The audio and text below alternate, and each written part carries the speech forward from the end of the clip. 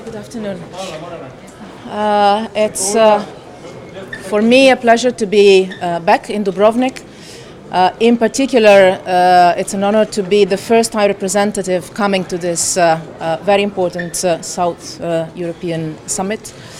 And this shows the relevance that the European Union institutions and all the member states attach to the stability, the economic cooperation in the region.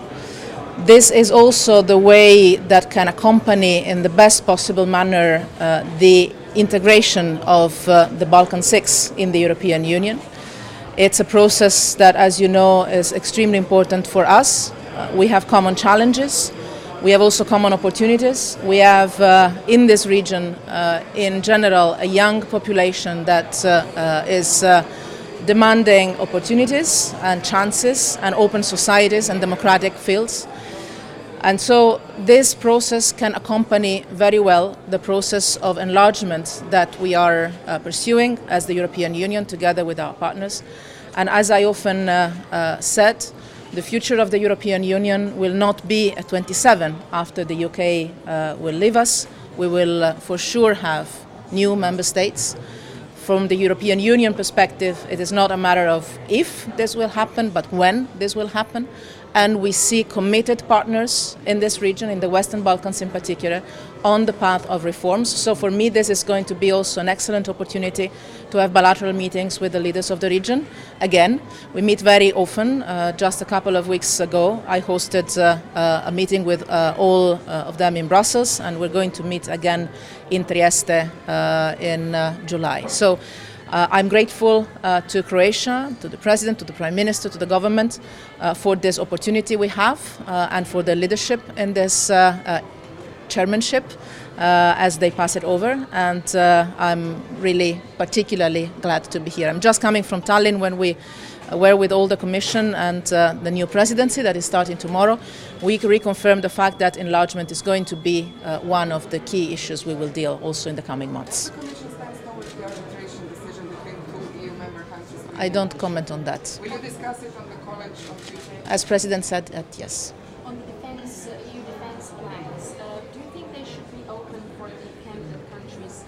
Serbian President Vučić said he's interested to know more about those plans. We definitely include our work on security in the field. We include the candidate countries in the discussions, in the work we have on security in the European Union. We do it regularly with the foreign ministers of the Western Balkans. And for sure, this will be one of the issues we will discuss with them because we share the same territory. I often say it's not about bringing the Western Balkans into Europe. They are Europe already, as we see from here very clearly.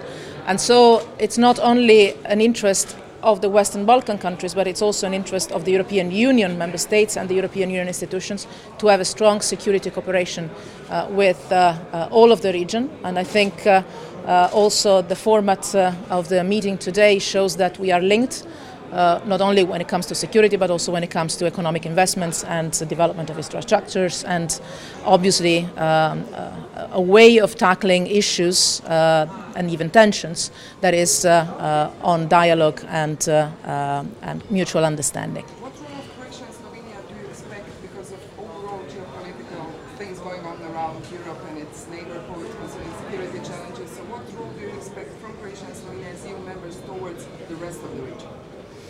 Obviously, it's not only Croatia and Slovenia, it's also other EU member states that are part of the region and are part of this format.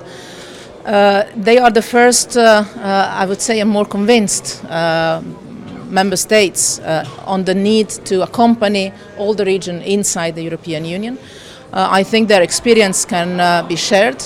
Every single country is different from the other, especially in this region. But lessons learned can be shared, experience can be shared, and especially the political will inside the European Union can be strengthened.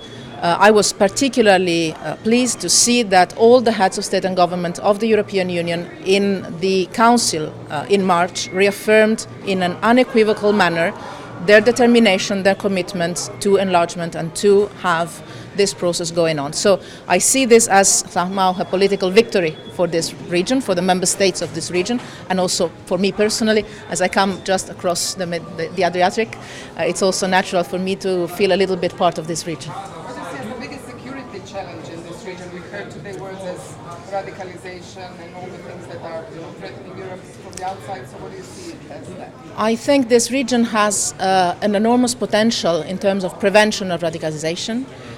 It's the region of Europe that knows which are the patterns of radicalization, and also which can be the measures to prevent these patterns. It's a region, as I said several times, that has leaders that are committed to working together, overcoming difficulties from the past, and offering opportunities to the young people. I think in this region, more maybe than anywhere else, the link between offering economic development, economic growth, jobs to the young people, and the prevention of radicalization is stronger.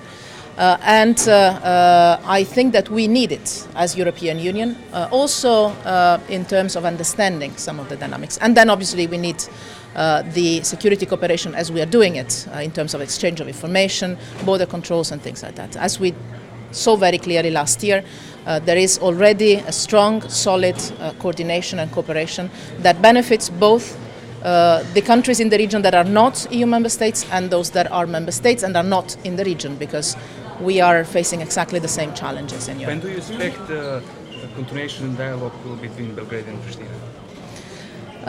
We will discuss this. I'm going to have right now bilateral meetings with President Vučić and President Taci. We will discuss this. We discussed the ongoing dialogue, the implementation of agreements, the future of the dialogue constantly over these months. Obviously, electoral moments had to be respected, but I expect developments very soon. Do you think Kosovo is the time to unite each other? Is there a future for them without doing that? The normalization of relations is the target of the dialogue I facilitate. Yes, sorry. It's difficult for me to answer to someone without looking at him, but don't take it personally. The normalization of relations between Serbia and Kosovo is the purpose of the dialogue we facilitate, so that is the aim. And I have seen in this 2 years and a half, I worked very closely with the leaders of the two sides, a strong commitment, a strong determination, important steps forward, and they know all very well that the future of their countries, the future of the European integration path is linked to progress, not only in the dialogue, but on the implementation of the agreements in the dialogue. So I think there is definitely a bright future for the dialogue and for the results. Thank you. Thank you. Thanks. This one? Very good.